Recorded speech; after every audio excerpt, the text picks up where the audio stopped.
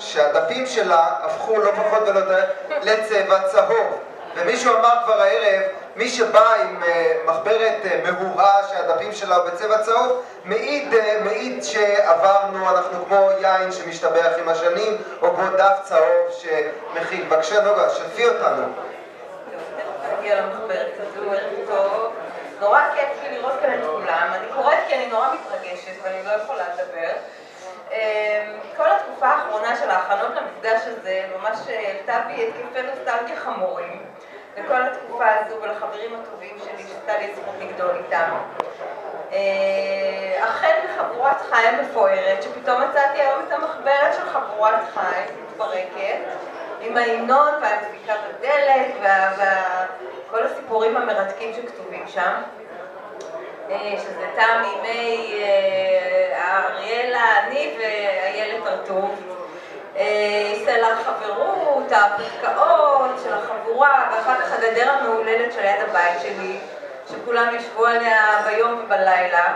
הדלת בחדר שלי, שלא היה אחד מבין החבר'ה שלא דאג להשאיר עליה את החתימה שלו. כל השיחות נפש שלנו, חופשות הקיץ המדהימות שנעמי וולף בילתה איתנו כשהתארחה אצלנו.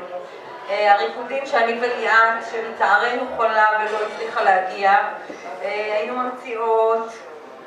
ובכלל כל החוויות שעברנו כחבר'ה נורא מגובשים, קצת מופרעים, אבל בסך הכל ילדים טובים עם בעתים טובים. חברה טובה שלי שלא נמצאת כאן היום, לצערנו וגם לצערה הרב היא ניצה, חברה טובה שלי מכיתה ח' והלאה, ניצה בן-גילי. החיבור בינינו היה כל כך הדוק, היינו כל כך הרבה אחת עם השנייה שהיו קוראים לנו ניגה ונוצה. וניצה חיה בגרמניה, היא הייתה לא מזמן בארץ, ועזרה לנו אפילו לארגן את המפגש הזה קצת. וזהו, עברנו ביחד חוויות מאוד מאוד בלתי נשכחות.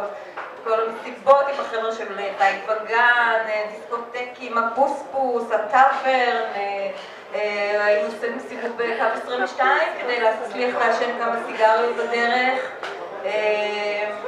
נסיעות לנואבה, והרבה דברים שאולי מוטב לא לפרט פה.